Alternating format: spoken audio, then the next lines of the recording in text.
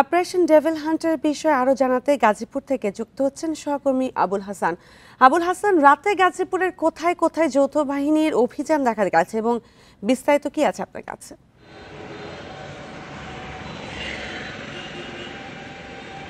দেখুন, গত রাতে অপারেশন ডেভিল হান্ট সেনাবাহিনীর নেতৃত্বে যে অভিযানটি শুরু হয় এবং সেই যৌথ বাহিনীর অভিযানে গাজীপুরের শিববাড়ি, রাজবাড়ী সড়ক এবং জেলা প্রশাসক কার্যালয়ের সামনে সহ বেশ কিছু এলাকাতে তারা দুটি চেকপোস্ট বসিয়ে মূলত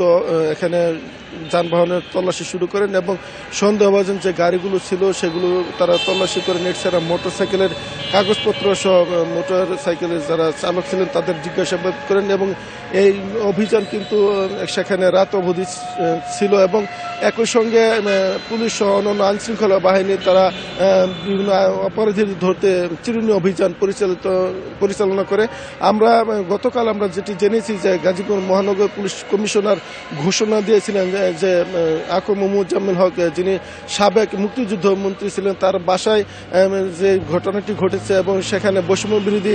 শিক্ষার্থী 18 জন আহত হয়েছিলেন, সেই ঘটনার পরিপ্রেক্ষিতে যারা হামলাকারী বা যারা অপরাধী তাদের প্রত্যেককে ধরা হবে এবং আইনের আওতায় আনা হবে, এরকম ঘোষণা তিনি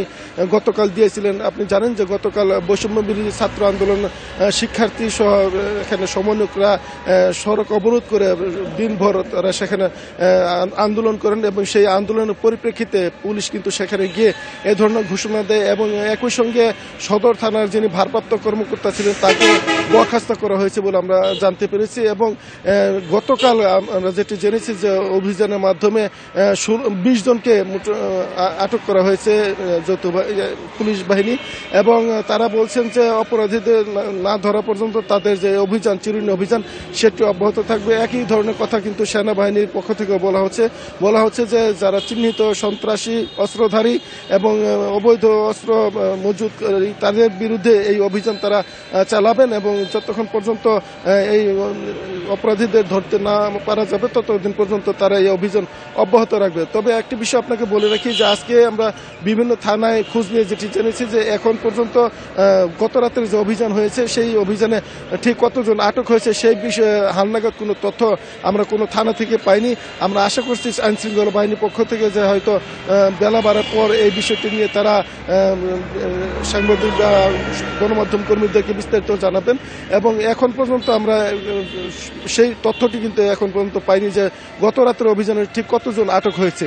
এই ছিল গাজীপুরে অপারেশন ডেভিল হান্টের সর্বশেষ পরিস্থিতির খবর। অপারেশন ডেভিল হান্টের বিষয়ে বিস্তারিত জানাচ্ছিলেন সহকর্মী আবুল হাসান।